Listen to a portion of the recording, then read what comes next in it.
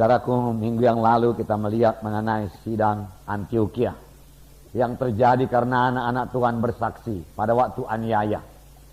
Saudaraku, memang firman Tuhan berkata kita adalah saksi-saksi Tuhan. Kamu adalah saksi-saksiku. Sidang pertama, walau dianiaya, dia terus bersaksi. Dia terus memberitakan Injil di mana saja dia berada. Dia tidak malu mengaku Yesus. Dan firman Tuhan berkata, dan tangan Tuhan menyertai mereka itu. Sampai sekarang tangan Tuhan menyertai setiap pemberita Injil. Sampai sekarang tangan Tuhan menyertai firman-Nya dan meneguhkan firman itu dengan kuasa dan tanda ajaib.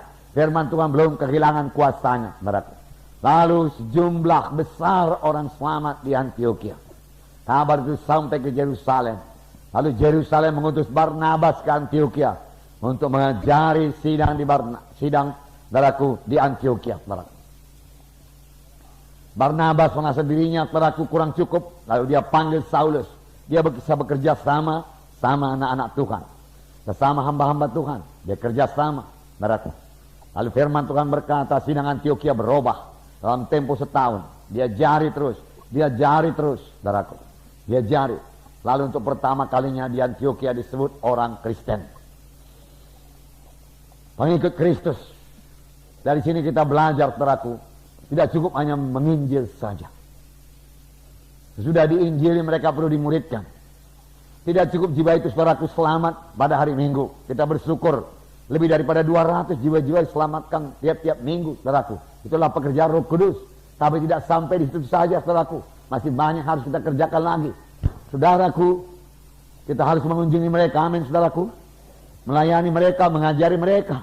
Jika mereka kebaktian lagi, saudaraku, pada hari Rabu di kelompok sel, hari Minggu, saudaraku, di kebaktian Minggu. Setelah mereka belajar firman Tuhan. Di samping itu, saudaraku, kita siap sedia membimbing dia daripada firman Tuhan. Amin, saudara. Mengajari dia daripada firman Tuhan. Oleh sebab itu, seorang anak Tuhan, apalagi seorang pemimpin KKS, saudaraku, kebaktian kelompok sel, saudara, harus penuh dengan firman Tuhan. Dalam pimpinan Roh Kudus. Sehingga jiwa-jiwa itu, saudaraku, bukan hanya sekedar selamat saja, tapi menjadi murid. Berubah hidupnya. Nah, mereka disebut Kristen. Haleluya. Dan dikatakan Barnabas itu seorang yang baik. Baik. Saudaraku. Menjadi orang Kristen adalah menjadi orang yang baik. Amin, saudara. Berubah dalam tingkah laku, berubah dalam karakter. Itu menjadi orang Kristen, menjadi orang yang baik.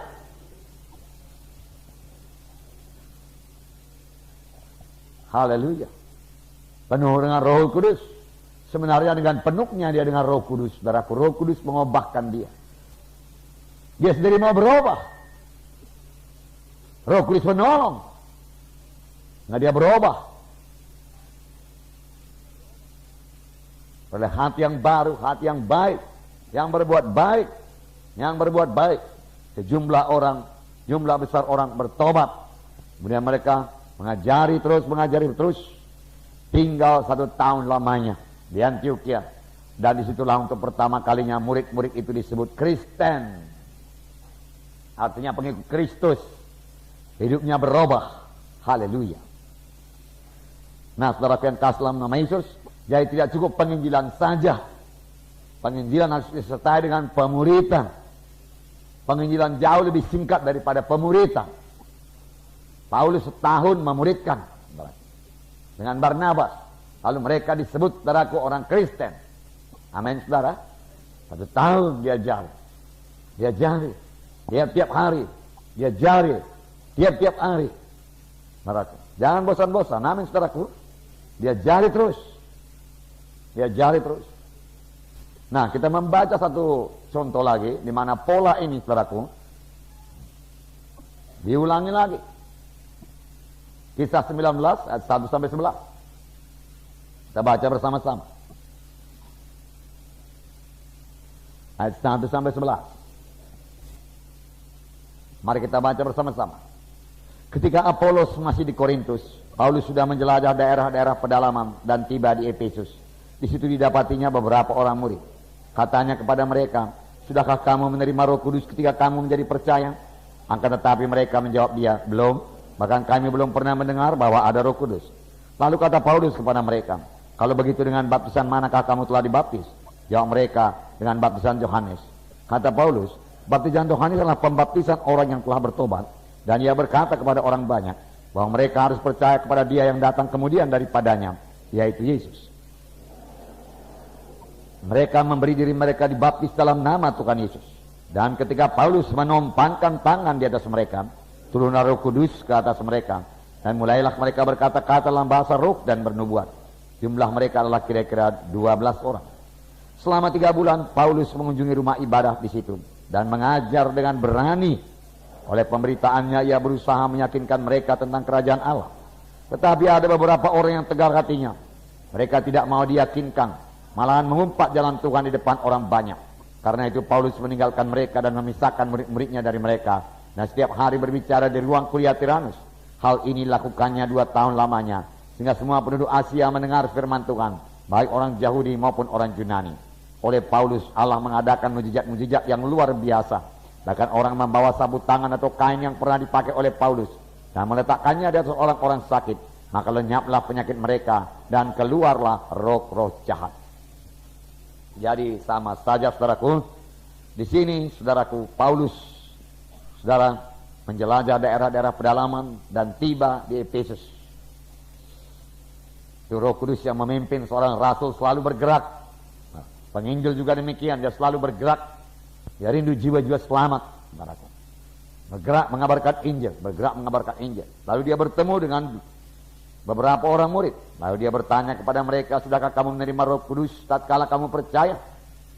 Tapi jawab mereka, saudaraku, sangat mengherankan, belum pernah. Bahkan kami belum pernah mendengar bahwa ada Roh Kudus.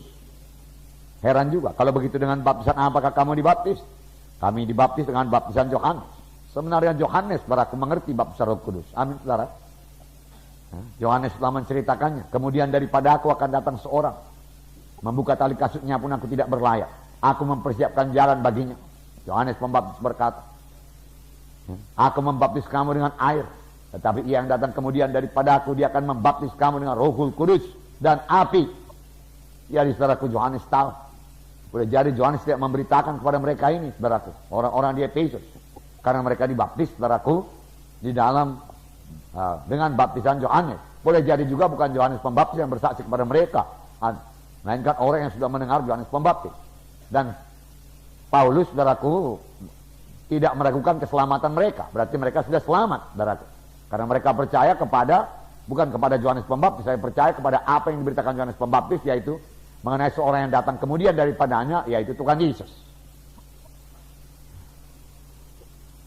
Kemudian Paulus menanyakan satu pertanyaan yang penting. Sudahkah kamu menerima Roh Kudus tatkala kamu menjadi percaya? Seharusnya menerima Roh Kudus pada saat percaya. Amin saudara. Tidak usah tunggu dulu saudaraku beberapa bulan, beberapa minggu. Pada saat percaya terima Roh Kudus. Karena bagi kamulah perjanjian itu dan bagi anak-anakmu, bagi seberapa banyak orang yang telah dipanggil oleh Tuhan Yesus Kristus.